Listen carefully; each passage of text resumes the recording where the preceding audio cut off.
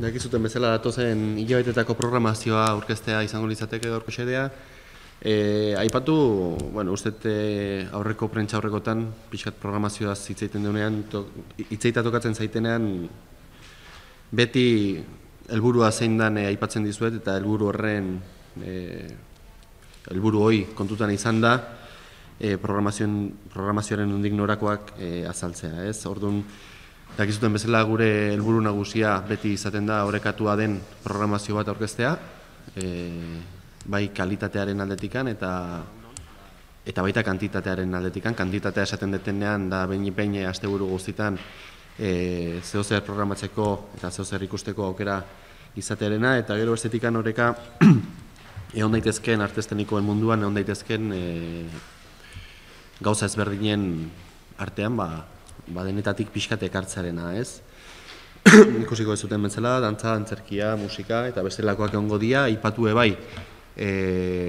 topiken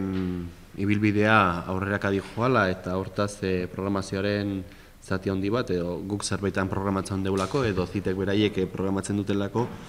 badaia da ez ala leidor bakarrik nolabait Tolosako kultur ekimen ezberdinen leku bakarra, eta uste toi pixkana ikusten goazela. Eta gero hortaz gain, orekatua bai esaten dagunean, pixkat saiatzen gea bertako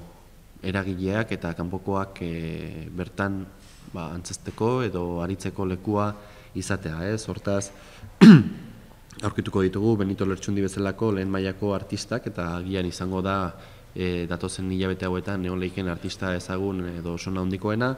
eta berarekin batera egon lehizke Tolosan bertan egindako proposamenak, ez, bai dala dantza tailerrean edo antzerki tailerrean,